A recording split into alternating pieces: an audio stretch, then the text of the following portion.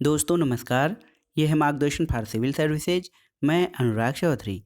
दोस्तों, राजनीति विज्ञान के महत्वपूर्ण प्रश्नों की श्रृंखला का ये 19वां भाग है, जिसमें हम स्वतंत्रता और समानता से संबंधित महत्वपूर्ण प्रश्नों को कवर कर रहे हैं। आज का वीडियो स्वतंत्रता और समानता से संबंधित महत्वपूर्ण प्रश्नों का दूसरा भाग है। ये वीडियो जीआईसी प्रवक्ता परीक्षा, गवर्नमेंट डिग्री कॉलेज प्रवक्ता, टीजीटी पीजीटी, नेट जेआरएफ राजनीति विज्ञान के लिए बहुत ही महत्वपूर्ण है। आप इन प्रश्नों को तैयार कर लीजिए। तो आइए शुरू करते हैं आज का वीडियो। राजनीति विज्ञान महत्वपूर्ण प्रश्नों की श्रृंखला का भाग 19। दोस्तों, आज की वीडियो जो है उसका जो पहला प्रश्न है वो है, समानता का अर्थ है कि सभी के लिए पर्याप्त अवसर प्राप्त हों। ये कथन किसका है? समानता यानी इक्वलिटी का अर्थ है कि सभी के लिए पर्याप्त अवसर प्राप्त हों। ऑप्शन है आपके डायसी, लास्की, मैकाइवर और आइवर जेनिंग्स। तो दोस्तों, ये परिभाषा, महत्वपूर्ण परिभाषा समानता के बारे में लास्की का है। लास्की की पुस्तक का नाम है ग्रामर ऑफ पॉलिटिक्स। इसमें उन्होंने लिखा है कि समानता का मतलब ये नहीं है कि प्रत्येक व्यक्ति को समान आय प्रदान कर दी जाए। समानता का पहला अर्थ है विशेषाधिकारों का अभाव और सभी को विकास के लिए पर्याप्त अवसर। अगला प्रश्न है दोस्तों, इनमें से किसने कहा है कि राज्य का उद्देश्य स्वतंत्रता और समानता दोनों है? बहुत ही महत्वपूर्ण है। किसने कहा था कि राज्य का जो उद्देश्य है स्वतंत्रता और समानता दोनों है? ऑप्शन है आपके लास्की, क्रॉसलैंड, हीगल और ग्रीन। तो सही उत्तर है आपका ऑप्शन ए लास्की। ये कथन लास्की का है। लास्की राज्य के उद्देश्य के बारे में बताते हुए कहते हैं कि राज्य का जो उद्देश्य है स्वतंत्रता और समानता दोनों है। अगला प्रश्न है, सकारात्मक स्वतंत्रता या पॉजिटिव लिबर्टी जो है, इसकी धारणा सर्वप्रथम किसके द्वारा प्रतिपादित की गई थी? ऑप्शन है आपके अरस्तु, हीगल, ग्रीन और लास्की। तो सही उत्तर है दोस्तों, सकारात्मक स्वतंत्रता की अवधारणा सबसे पहले टी.एच. ग्रीन यानी थॉमस हिल ग्रीन द्वारा प्रतिपादित की गई थी, जबकि इसके पहले स्वतंत्रता के बारे में नकारात्मक धारणा प्रचलित थी। दोस्तों, ग्रीन की धारणा है कि स्वतंत्रता नकारात्मक नहीं है, ये सकारात्मक होती है। इसमें बंधनहीनता पर या बंधनों पर इतना बल नहीं दिया गया है जितना कि व्यक्ति को करने योग्य कार्यों और न करने योग्य वस्तुओं को भोगने की शक्ति पर। और हीगल की स्वतंत्रता की धारणा क्षमता के समकक्ष है। वह स्वतंत्रता को राज्य का अनुचर बना देता है, लेकिन सकारात्मक स्वतंत्रता जो है वो टी.एच. ग्रीन की महत्वपूर्ण धारणा है। अगला प्रश्न है, ग्रीन का स्वतंत्रता संबंधी विचार किससे प्रभावित है? ऑप्शन है आपके अरस्तु, प्लेटो, हीगल और सभी। तो सही उत्तर है, ग्रीन का जो स्वतंत्रता संबंधी विचार है मुख्यतः हीगल से प्रभावित है। ऐसा इसलिए है क्योंकि हीगल के समान ग्रीन भी आदर्शवादी है और वो मानते हैं कि स्वतंत्रता का स्वरूप सकारात्मक होता है और इसकी प्राप्ति राज्य में और उसके जीवन में भाग लेकर ही की जा सकती है। अगला प्रश्न है दोस्तों, समानता के उदारवादी विचार से निम्नलिखित में से किस प्रकार की समानता अनुरूप नहीं है? ऑप्शन है आपके कानूनी समानता, सामाजिक समानता, राजनीतिक समानता और आर्थिक समानता।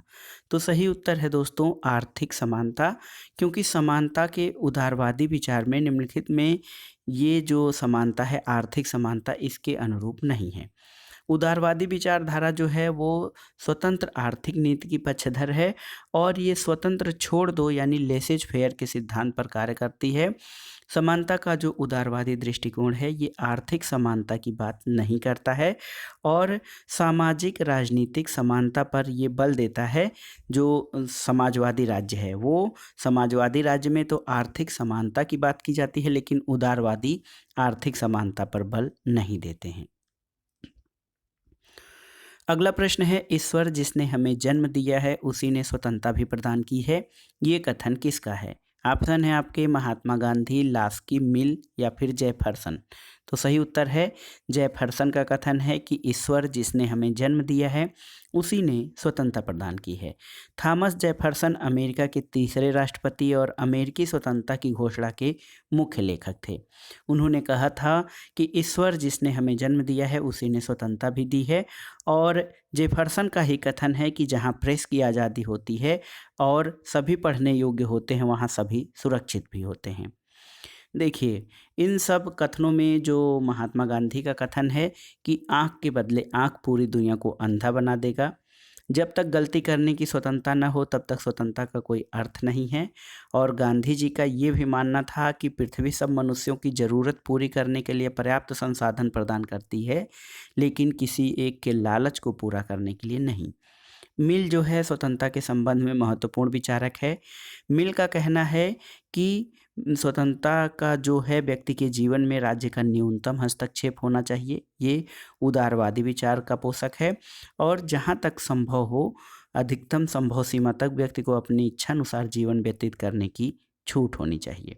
लास्की कहते हैं कि राज्य के कार्यों में सक्रिय भाग लेने की शक्ति ही राजनीतिक स्वतंत्रता है। देखिए वही प्रश्न कि ईश्वर जिसने हमें जन्म दिया है उसने स्वतंत्रता भी दी है, ये जेफरसन का कथन है। और देखिए ये प्रश्न कितनी बार पूछा गया है कि ईश्वर जिसने हमें जन्म दिया है उसी ने स्वतंत्रता भी प्रदान की है, ये अमेरिकन राजनीतिज्ञ जेफरसन का कथन है। अगला प्रश्न है, हम इन तथ्यों को स्वयं सिद्ध मानते हैं कि सभी व्यक्ति समान बनाए गए हैं, ये कथन किसका है? ऑप्शन है कि सरदार पटेल, पंडित जवाहरलाल नेहरू, तात्या टोपे या फिर अमेरिकी स्वतंत्रता की घोषणा।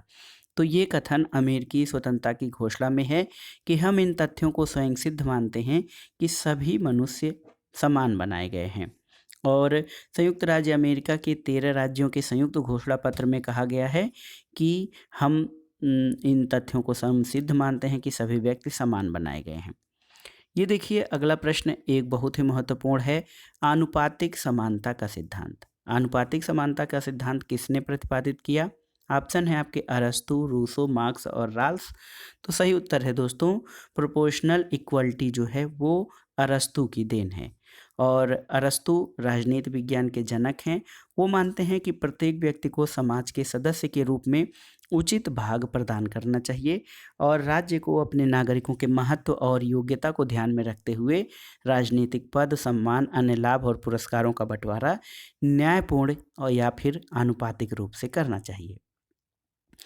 अरस्तु के बारे में कुछ महत्वपूर्ण तथ्यों को जान लेते हैं। अरस्तु की महत्वपूर्ण अमर कृति पॉलिटिक्स है।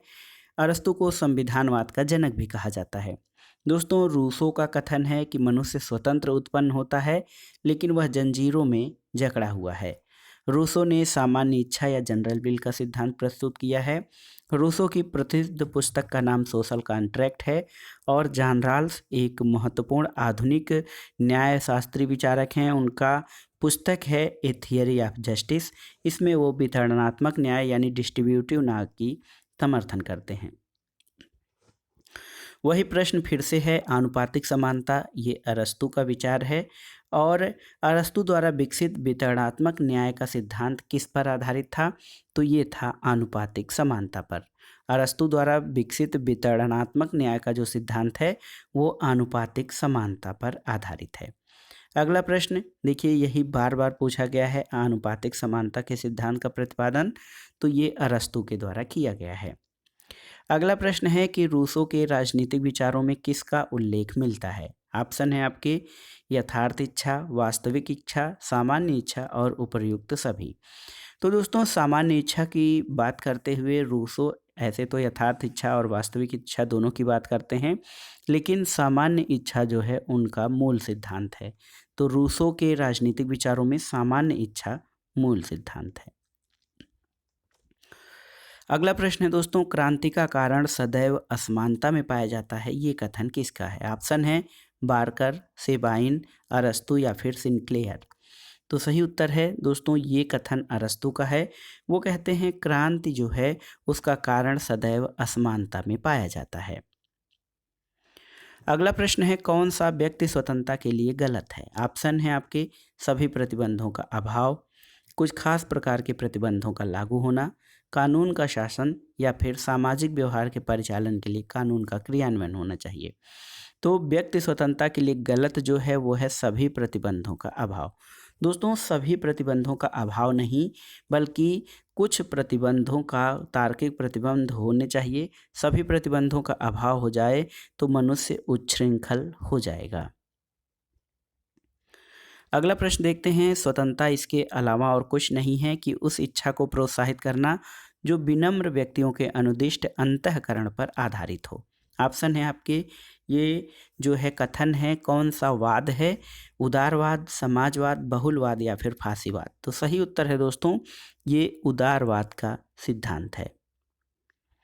अगला प्रश्न है सूची 1 और सूची 2 का सुमेलन कराना है। यहाँ पर देखिए सूची 1 और सूची 2 का सुमेलन कराना है।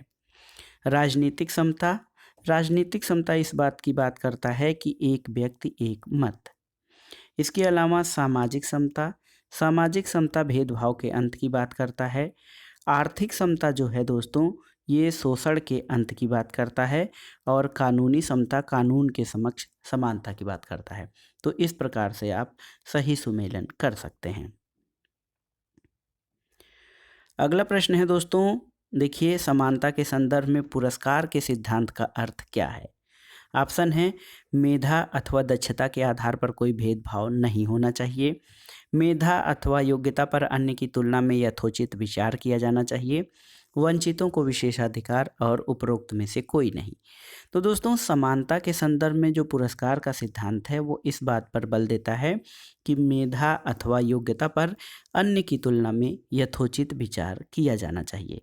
और ये पुरस्कार का सिद्धांत ये मानता है कि किसी विशेष कार्य के लिए यदि विशेष पुरस्कार का प्रावधान न हो तो समाज महान कलाकृतियों, वैज्ञानिक खोजों और सुंदर विचारों से वंचित हो जाएगा। इस कारण दक्षता और योग्यता के आधार पर पुरस्कार के सिद्धांत समानता के विचार के साथ कोई विरोध नहीं है। अगला प्रश्न है देखिए बहुत ही महत्वपूर्ण है, कौन सा राजनीतिक दर्शन आर्थिक समानता को स्वतंत्रता की प्राप्ति के लिए आवश्यक मानता है। ऑप्शन है आपके उदारवाद, अराजकतावाद, मार्क्सवाद और सर्वाधिकारवाद। तो बहुत ध्यान से पढ़िए, आर्थिक समानता की बात न तो उदारवाद में है, न अराजकतावाद में और ना ही सर्वाधिकारवाद। तो सही उत्तर आपका हो जाएगा ये मार्क्सवाद का दर्शन है जो आर्थिक समानता को स्वतंत्रता के लिए आवश्यक मानता है। क्योंकि जब तक आर्थिक स्वतंत्रता नहीं रहेगी तब तक राजनीतिक स्वतंत्रता नहीं प्राप्त हो सकती है, ऐसा मार्क्सवाद का मानना है। अगला प्रश्न है दोस्तों देखिए नीचे दो कथन दिए गए हैं, कथन और कारण के आधार पर इसका उत्तर देना है। समानता का अर्थ है किसी प्रकार की विशेष सुविधाएं समाप्त कर दी जानी चाहिए, सही है। कारण है मनुष्य और मनुष्य के मध्य कोई भी भेद नहीं होना चाहिए। तो दोस्तों ए और आर दोनों सही हैं और आर ए की सही व्याख्या भी करता है। इसका उत्तर आप क्योंकि लगा के पा सकते हैं। जैसे समानता का अर्थ है किसी भी प्रकार की विशेष सुविधाएं समाप्त कर दी जानी चाहिए क्योंकि मनुष्य और मनुष्य के मध्य कोई भी भेद नहीं होना चाहिए। तो ऑप्शन ए आपका सही हो जाएगा। अब आइए देखते हैं दोस्तों जो है समानता के बाद अधिकार से संबंधित महत्वपूर्ण प्रश्नों को।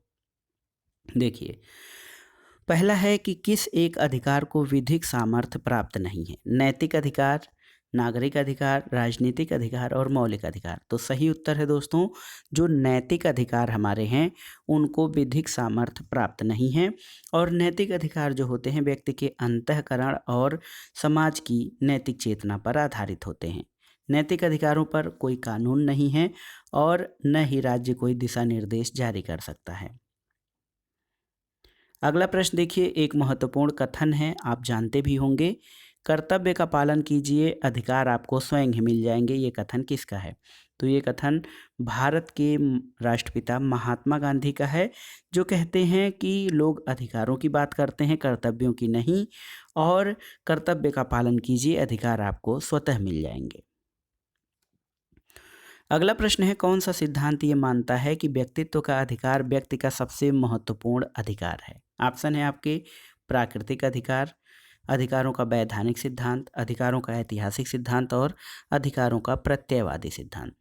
तो सही उत्तर है दोस्तों ऑप्शन डी, अधिकारों का प्रत्ययवादी सिद्धांत ये मानता है कि व्यक्तित्व का अधिकार व्यक्ति का सबसे महत्वपूर्ण अधिकार है। अगला प्रश्न है किन अधिकारों को दूसरी पीढ़ी के अधिकार माना जाता है। ऑप्शन है आपके आर्थिक, सामाजिक और सांस्कृतिक अधिकार, मूलभूत अधिकार, नागरिक और राजनीतिक अधिकार, मानव अधिकार। तो सही उत्तर है दोस्तों आर्थिक और सामाजिक और सांस्कृतिक अधिकारों को दूसरी पीढ़ी के अधिकार माना जाता है क्योंकि यूरोप में 19वीं सदी में सामाजिक सुधारों के दौरान इन अधिकारों की मांग की गई थी। अगला प्रश्न है, कौन सा कथन गलत है? गलत कथन चुनना है। अधिकार व्यक्ति की अंतर्चेतना में निहित है। अधिकार स्वाभाविक रूप से कर्तव्यों से बंधे हैं। एक अर्थ में अधिकारों का स्वरूप पूर्व सामाजिक है। चूंकि अधिकार मात्र अमूर्त इकाई नहीं है, इनके क्रियान्वित किए जाने की आवश्यकता होती है। तो कथन गलत है कि अधिकार व्यक्ति की अंतश्चेतना में निहित है। ऑप्शन ए जो है वो गलत है। दोस्तों, वैयक्तिकता से इसका कोई संबंध नहीं होता है। अधिकार मांगों के रूप में प्रकट होते हैं।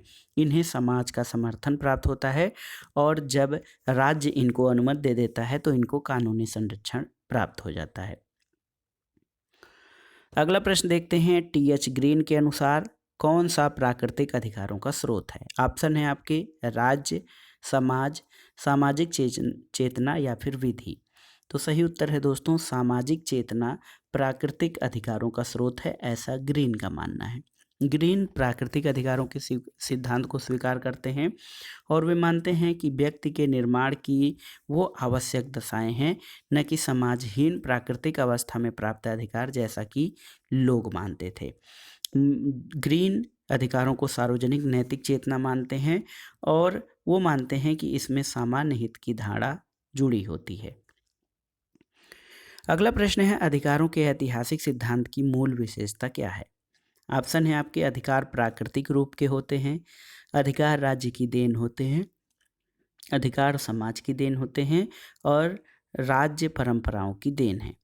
तो सही उत्तर है, जो अधिकारों का ऐतिहासिक सिद्धांत है वो ये मानता है कि अधिकार इतिहास के परिणाम होते हैं और राज्य परंपराओं की देन होते हैं। अगला प्रश्न है दोस्तों, कौन सा सुमेलित नहीं है? यहाँ पर देखिए, प्राकृतिक अधिकारों का सिद्धांत तो ये मानता है कि अधिकार पूर्व नागर और पूर्व सामाजिक हैं। अधिकारों का वैधानिक सिद्धांत मानता है कि अधिकार राज्य की कृति हैं। अधिकारों का ऐतिहासिक सिद्धांत ये मानता है कि अधिकार परंपराओं की उपज हैं। अधिकारों का यथार्थवादी सिद्धांत, अधिकार मनुष्य की शक्तियाँ हैं, ये आपका सुमेलित नहीं है, क्योंकि अधिकारों का यथार्थवादी सिद्धांत कोई सिद्धांत नहीं है। अगला प्रश्न है, किसने अधिकारों को निजी और सार्वजनिक अधिकारों में विभाजित किया है? ऑप्शन है लॉक, बर्क, मिल या फिर स्पेंसर। तो सही उत्तर है दोस्तों स्पेंसर। स्पेंसर ने अधिकारों को प्राइवेट और पब्लिक में विभाजित किया है और स्पेंसर का मानना है कि समान स्वाधीनता का अधिकार सभी व्यक्तियों का मौलिक अधिकार है और इसी मौलिक अधिकार से अन्य मौलिक अधिकारों की उत्पत्ति होती है। अगला प्रश्न है, एडमंड बर्क किस सिद्धांत का समर्थक था? नैसर्गिक अधिकार, ऐतिहासिक अधिकार, कानूनी अधिकार या फिर नैतिक अधिकार। तो दोस्तों, एडमंड बर्क जो था वो ऐतिहासिक अधिकारों का समर्थक था। वो प्राकृतिक अधिकारों की धारणा से असहमत था। उसका मानना था कि प्राकृतिक अधिकारों पर बल देना समाज में अराजकता को उत्पन्न करना है। अगला प्रश्न है कि हमारी सामाजिक व्यवस्था का न्याय मुख्यतः इस बात पर आधारित है कि समाज में मूलभूत अधिकार और कर्तव्य कैसे हैं तथा समाज के विभिन्न क्षेत्रों में आर्थिक अवसर और सामाजिक परिस्थितियां कैसी हैं। ये कथन किसका है? ऑप्शन है आपके अरस्तू, जॉन रॉल्स, बार्कर और डायसी। तो सही उत्तर है, ये कथन जॉन रॉल्स का है। जॉन रॉल्स ने दोस्तों अपना संपूर्ण जीवन न्याय सिद्धांत की स्थापना में लगा दिया और उन्होंने अपना न्याय सिद्धांत स्थापित करने से पहले पूर्ववर्ती चिंतकों को समझा और उपयोगितावादियों के विचारों का खंडन किया और उन्होंने अपने न्याय सिद्धांत को एक नैतिक अधिकार प्रदान किया। अगला प्रश्न है, अधिकार विवेक पर आधारित वो मांग है जिसे समाज मान्यता देता है और राज्य लागू करता है। ऑप्शन है आपके टी.एच. ग्रीन, बोसांके, एच.जे. लास्की और लॉक। तो सही उत्तर है, ये कथन बोसांके का है। बोसांके ने लिखा है कि अधिकार वो मांग है जिसे समाज स्वीकार करता है और राज्य लागू करता है। अगला प्रश्न है, कौन संरचनावादी नहीं है? ऑप्शन है आपकी ग्रीन, दुर्खीम, वेबर और मार्क्स। तो सही उत्तर है ग्रीन दोस्तों संरचनावादी नहीं बल्कि एक आदर्शवादी विचारक हैं। वहीं दुर्खीम, वेबर और मार्क्स ये संरचनावादी विचारक हैं। अगला प्रश्न है, किसने कल्याणकारी राज्य या वेलफेयर स्टेट की अवधारणा का प्रतिपादन किया था? ऑप्शन है आपके हॉब्स, लॉक, TH ग्रीन और उपर्युक्त सभी। तो सही उत्तर है दोस्तों TH ग्रीन। कल्याणकारी राज्य का जो अवधारणा है वेलफेयर स्टेट को, वो TH ग्रीन ने प्रतिपादित किया है और उन्होंने कहा है कि राज्य का कार्य है बाधाओं को बाधित करना, लेकिन इसके बावजूद ग्रीन का मानना है कि अशिक्षा, बेकारी, भूखमरी और शराबखोरी से लोगों का व्यक्तित्व नष्ट हो रहा है। राज्य को इसे समाप्त करने का प्रयास करना चाहिए। अगला प्रश्न है, कौन सा जर्मन चिंतक ग्रीन के विचारों से प्रभावित है? ऑप्शन है आपके हीगल, कांट, फिक्टे और सभी। तो दोस्तों राजनीतिक चिंतन के इतिहास में ग्रीन का समय हीगल, कांट और फिक्टे के बाद आता है और उपर्युक्त तीनों विचारकों का प्रभाव ग्रीन के विचारों पर पड़ा है, न कि उक्त विचारकों पर ग्रीन का। तो इसलिए ये प्रश्न गलत है। इसमें आपका अगर जो ये प्रश्न आए कि किन विचारों का प्रभाव ग्रीन पर पड़ा है, तब ये सही हो सके। अगला प्रश्न है दोस्तों, कौन सा एक कथन ग्रीन के बारे में गलत कहा गया है? राज्य समाजों का एक समाज है, सही है। ग्रीन बहुलवादी है, नहीं, आप जानते हैं ग्रीन आदर्शवादी है। अगला है, ग्रीन के अनुसार राज्य सभी अधिकारों और समायोजनों का अंतिम स्रोत है, इसलिए वह सभी समाजों में सर्वोच्च है, सही है। ग्रीन के अनुसार राज्य की सर्वोच्चता प्राकृतिक अवस्था और संघ की प्रकृति से नियंत्रित है। तो इसमें बी को छोड़कर अन्य सभी सही है। अगला प्रश्न है दोस्तों, अधिकार सामाजिक जीवन की वो परिस्थितियां हैं जिनके अभाव में कोई भी व्यक्ति अपना सर्वोच्च विकास नहीं कर सकता है। ये कथन किसका है? तो ये H.J. लास्की का कथन है। अगला प्रश्न है दोस्तों, नागरिक को काम करने का अधिकार है, उसे अस्तित्व के साधनों के अभिगमन से वंचित करने का आशय है, उसे उस चीज़ से वंचित करना जो उसके व्यक्तित्व के विकास को संभव बनाती है। ये कथन किसका है? ऑप्शन है आपके बारकर, CEM जोड, लास्की और JS मिल। तो सही उत्तर है ये कथन लास्की का है। लास्की ने अपनी कृति ए ग्रामर ऑफ पॉलिटिक्स में नागरिकों के काम करने के अधिकार का समर्थन किया था और कहा था कि इसके अभाव में नागरिक उन साधनों से वंचित हो जाएगा जो उसके व्यक्तित्व के विकास के लिए आवश्यक है। अगला प्रश्न है, अधिकार इसलिए लागू किए जाते हैं क्योंकि वे अधिकार हैं, वे अधिकार इसलिए नहीं हैं कि उसे लागू किया गया है। ये कथन अधिकारों के किस सिद्धांत से संबंधित है? ऑप्शन है आपके कानूनी सिद्धांत, नैसर्गिक सिद्धांत, आदर्शवादी सिद्धांत या ऐतिहासिक सिद्धांत। तो सही उत्तर है कि अधिकार इसलिए लागू किए जाते हैं क्योंकि वे अधिकार हैं, वे अधिकार इसलिए नहीं हैं कि उसे लागू किया गया है। ये अधिकारों के नैसर्गिक सिद्धांत या प्राकृतिक सिद्धांत से संबंधित है। अगला प्रश्न है, कौन सा युग्म सही है? देखिए, वैधानिक अधिकार का सिद्धांत, हाब्स, बेंथम, हीगल, रूसो। अधिकारों का आदर्शवादी सिद्धांत, देखिए जॉन लॉक, मिल्टन मिल। अधिकारों का ऐतिहासिक सिद्धांत, एडमंड बर्ग, सर हेनरी मेन और सेविग्नी। अधिकारों का समाज कल्याण सिद्धांत, लॉक, बर्ग, मार्क्स और लेनिन। तो सही सुमेलित युग्म जो है वो है ऑप्शन सी, अधिकारों का ऐतिहासिक सिद्धांत। ये एडमंड बर्ग, सर हेनरी मेन और सेविग्नी से जुड़ा हुआ है।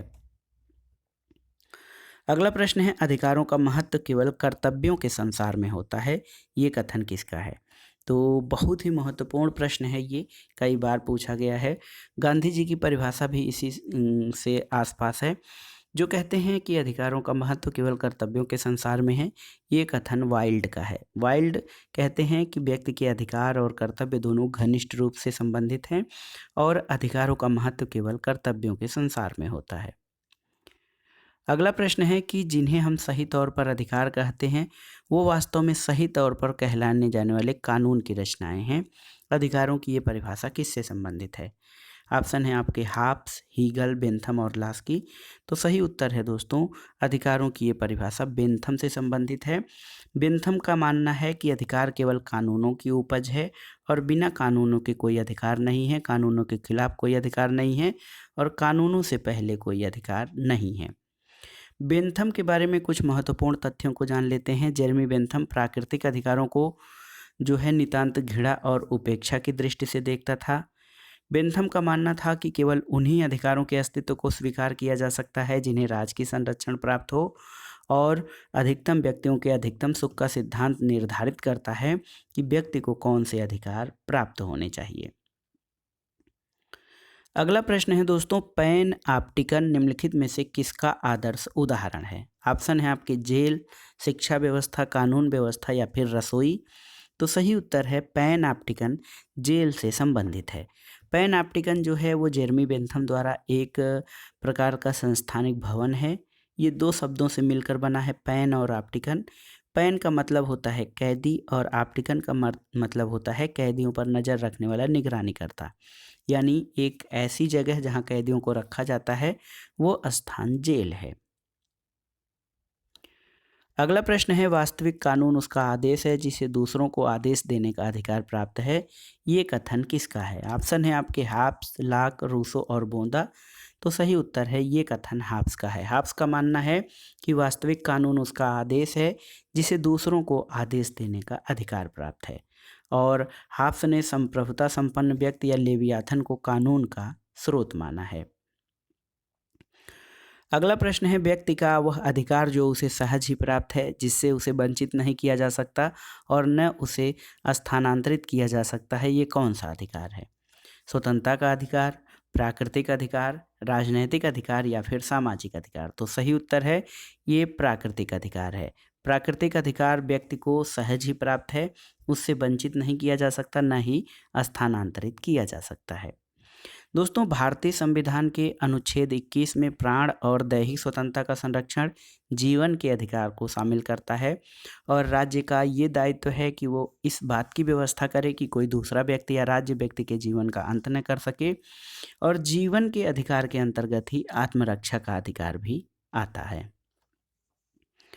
अगला प्रश्न बहुत ही आसान है, आप जानते भी होंगे। वैधानिक अधिकारों के पीछे कौन सी शक्ति होती है? ऑप्शन है आपके कानून की शक्ति, नैतिकता की शक्ति, न्यायालयों की शक्ति या फिर नीति शास्त्र की शक्ति। तो वैधानिक अधिकारों के पीछे कानून की शक्ति होती है। और अधिकारों का वैधानिक सिद्धांत ये मानता है कि अधिकार प्राकृतिक या स्वाभाविक नहीं बल्कि कृत्रिम है। अधिकार राज्य की इच्छा और कानून के परिणाम होते हैं। अगला प्रश्न देखते हैं कि कौन एक अधिकारों के कानूनी सिद्धांत का समर्थक नहीं है। ऑप्शन देखिए, हाब्स, बेंथम, जॉन ऑस्टिन और लॉक। तो लॉक जो है अधिकारों के प्राकृतिक रूप का समर्थक है, कानूनी सिद्धांत का नहीं। अगला प्रश्न है, अधिकारों के कानूनी सिद्धांत की वकालत करने का श्रेय किसे दिया जाता है? ऑप्शन है आपके लॉक, ऑस्टिन, पाउंड और ग्रोसियस। ये देखिए, ये प्रश्न कई बार परीक्षाओं में पूछा गया है, इसलिए आप इस प्रश्न को अलग से नोट कर लीजिएगा। अधिकारों के कानूनी सिद्धांत की वकालत करने का श्रेय जॉन ऑस्टिन को दिया जाता है। और जॉन ऑस्टिन अधिकार राज्य की देन मानते हैं। प्रभुता संपन्न होने के कारण राज्य कानून के निर्माण की अंतिम सत्ता है और अधिकारों का जो सृजन है वो कानून के द्वारा होता है। अगला प्रश्न है, कौन सा सिद्धांत ये मानता है कि अधिकार राज्य द्वारा निर्मित हैं? तो सही उत्तर है अधिकारों का कानूनी सिद्धांत ये मानता है कि अधिकार जो है राज्य द्वारा निर्मित किए गए हैं। अगला प्रश्न है, शिक्षा और सेवा योजन के अधिकार कैसे अधिकार हैं? तटस्थ हैं, नकारात्मक और सकारात्मक हैं, प्रायः नकारात्मक, कभी कभी सकारात्मक हैं, नकारात्मक हैं और सकारात्मक हैं। तो ये आपके ऑप्शन हैं। दोस्तों, शिक्षा और सेवा योजन के अधिकार ये सकारात्मक अधिकारों के अंतर्गत आते हैं, क्योंकि अधिकार राज्य के अंतर्गत व्यक्ति को प्राप्त होने वाली ऐसी अनुकूल परिस्थितियां और अवसर हैं जिससे उसे आत्म विकास में सहायता मिलती है। सकारात्मक अधिकारों में शिक्षा और सेवा योजन ये अधिकार शामिल होते हैं। अगला प्रश्न है दोस्तों, कौन अधिकारों का सर्वाधिक पुराना सिद्धांत है? तो आप जानते हैं जो प्राकृतिक अधिकारों का सिद्धांत है वो अधिकारों का सर्वाधिक पुराना सिद्धांत है। अगला प्रश्न है इसी से संबंधित है, अधिकारों का सबसे पुराना सिद्धांत क्या है? तो ये है प्राकृतिक अधिकार संबंधी सिद्धांत, ये सबसे पुराना सिद्धांत है। और इसी पर आधारित एक और प्रश्न है कि अन्य सभी अधिकार मूलतः किससे निकले हैं? तो इसका भी उत्तर होगा अन्य सभी अधिकार मूलतः नेचुरल राइट्स या प्राकृतिक अधिकारों से निकले हैं। अगला प्रश्न है दोस्तों, शक्ति और प्राधिकार में विभेदक तत्व क्या है? ऑप्शन है आपके संप्रभुता, वैधता, श्रेष्ठता और उपयोगिता। तो सही उत्तर है शक्ति और प्राधिकार में वैधता महत्वपूर्ण तत्व है, क्योंकि शक्ति को वैधता प्राप्त होती है तो वो प्राधिकार या सत्ता का रूप धारण कर लेता है। सत्ता के बारे में जानते हैं दोस्तों। सत्ता के दो घटक होते हैं, शक्ति और वैधता।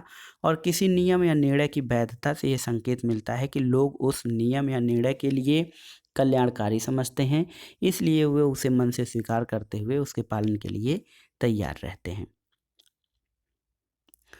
अगला प्रश्न है, कौन एक अधिकार का लक्षण नहीं है? ऑप्शन है आपके कल्याणकारी स्वरूप, लोकहित में प्रयोग, राज्य का संरक्षण और समाज का संरक्षण। तो सही उत्तर है समाज का संरक्षण जो है वो आवश्यक लक्षण नहीं है, क्योंकि लक्षण जो हैं इसमें सामाजिक स्वरूप, कल्याणकारी स्वरूप, लोकहित में प्रयोग, राज्य का संरक्षण और सार्वभौमिकता या व्यापकता है, इसलिए समाज का संरक्षण अधिकार का लक्षण नहीं है। अगला प्रश्न है दोस्तों, प्राकृतिक अधिकारों के सिद्धांत की मान्यता क्या है? तो सही उत्तर है प्राकृतिक अधिकार या नेचुरल अधिकार ये मानते हैं कि अधिकार पूर्व नागरिक समाज से ही आते हैं, और इस बात की सबसे जोरदार वकालत जॉन लॉक ने किया। जॉन लॉक का मानना है कि राज्य से पूर्व प्राकृतिक अवस्था में लोगों के पास अधिकार प्राप्त थे, और वो अधिकार 3 प्रकार के थे: जीवन, स्वतंत्रता और संपत्ति के अधिकार। अगला प्रश्न है दोस्तों, प्राकृतिक अधिकारों के सिद्धांत की पुष्टि की गई थी? सभी उदारवादियों द्वारा, केवल कुछ उदारवादियों द्वारा, केवल जॉन लॉक द्वारा, केवल जॉन स्टुअर्ट मिल द्वारा। तो सही उत्तर है दोस्तों प्राकृतिक अधिकारों के सिद्धांत की पुष्टि केवल कुछ उदारवादियों द्वारा की गई थी। अगला प्रश्न है दोस्तों, लॉक के अनुसार प्रकृति से राज्य के लोग केवल इसका उपभोग करते थे। प्रकृति से राज्य के लोग केवल इसका उपभोग करते थे, किसका? तो ईश्वरीय अधिकार, प्राकृतिक अधिकार, कानूनी अधिकार या धार्मिक अधिकार। तो सही उत्तर है कि प्रकृति से राज्य के लोग केवल प्राकृतिक अधिकारों का उपभोग करते हैं थे। लॉक की महत्वपूर्ण पुस्तक का नाम है टू ट्रीटीज ऑन गवर्नमेंट, उसमें उसने प्राकृतिक अधिकारों का समर्थन किया है। अगला प्रश्न है, इन विचारकों में से कौन प्राकृतिक अधिकारों के सिद्धांत से संबंधित है? लॉक, बेंथम, ग्रीन और मार्क्स। तो सही उत्तर है जॉन लॉक। अगला प्रश्न है, किसने स्वीकार किया कि व्यक्तियों ने राज्य में प्राकृतिक अवस्था के अपने प्राकृतिक अधिकारों के साथ प्रवेश किया है? तो ये इसका उत्तर होगा जॉन लॉक। जॉन लॉक क्योंकि पूर्व नागरिक या पूर्व सामाजिक दशा में भी मानता है कि व्यक्तियों के पास जन्म से ही उनके पास कुछ अधिकार थे। अगला प्रश्न है, कौन सा विचारक ये सुझाव देता है कि जो संपत्ति का अधिकार है वो जीवन और स्वतंत्रता का आधार है? ऑप्शन है आपके हाब्स, लॉक, रूसो और मिल। तो सही उत्तर है संपत्ति के अधिकार को सर्वाधिक महत्वपूर्ण जॉन लॉक मानता है, और इसमें वह जीवन और स्वतंत्रता के अधिकार को निहित मानता है। अगला प्रश्न है, किसने प्राकृतिक अधिकारों की अवधारणा को स्वीकार किया है? तो सही उत्तर है जॉन लॉक। और अगला प्रश्न देखते हैं, लॉक ने निम्न अधिकारों में से किसे अपने प्राकृतिक अधिकारों की अवधारणा में शामिल नहीं किया है? तो life, liberty and property. Life, liberty और प्रॉपर्टी ये लॉक द्वारा जो हैं प्रतिपादित प्राकृतिक अधिकार हैं, इसमें समानता का अधिकार शामिल नहीं था। अगला प्रश्न है, कौन सा लॉक के अनुसार प्राकृतिक अधिकार नहीं है? तो आप जानते हैं कि कार्य का अधिकार प्राकृतिक अधिकार नहीं है, जबकि जीवन, संपत्ति और स्वतंत्रता के अधिकार प्राकृतिक अधिकार हैं लॉक के अनुसार। राजनीतिक अधिकारों में किसे शामिल नहीं किया जाता? ऑप्शन है आपके मतदान, सरकार का विरोध, निर्वाचित होना और काम पाना। तो ये काम पाने का अधिकार राजनीतिक अधिकारों में शामिल नहीं है। काम का अधिकार नागरिक अधिकार है, और भारतीय संविधान के भाग 4 में नीति निर्देशक तत्वों के अंतर्गत अनुच्छेद 41 में इसकी चर्चा की गई है। दोस्तों, जीविकोपार्जन या व्यवसाय करने की स्वतंत्रता, रोजगार के संबंध में समान अवसर की प्राप्ति संविधान द्वारा मौलिक अधिकार है। वोट देना और वोट लेना एक व्यक्ति का राजनीतिक अधिकार है, जिसके लिए नागरिक होना अनिवार्य होता है। अगला प्रश्न है कि कौन प्राकृतिक अधिकारों के सिद्धांत के प्रतिपादक हैं? ऑप्शन है बेंथम, थॉमस पेन और बर्क। तो सही उत्तर है इसमें से केवल जो पेन है, थॉमस पेन, वो प्राकृतिक अधिकारों के सिद्धांत के प्रतिपादक हैं, बेंथम और बर्क नहीं। तो बेंथम और बर्क जो हैं, बेंथम कानूनी अधिकार के सिद्धांत समर्थक हैं और बर्क ऐतिहासिक अधिकार सिद्धांत के समर्थक हैं। तो दोस्तों ये था आज का वीडियो। इसमें आपने स्वतंत्रता, समानता और न्याय से संबंधित महत्वपूर्ण प्रश्नों को देखा है और ये वीडियो जो है बहुत ही महत्वपूर्ण है। आपको कैसा लगा हमें कमेंट बॉक्स में ज़रूर बताइएगा। वीडियो को लाइक करें, शेयर करें और इस चैनल मार्गदर्शन फॉर सिविल सर्विसेज को सब्सक्राइब करें। वीडियो देखने के लिए धन्यवाद दोस्तों। नमस्कार।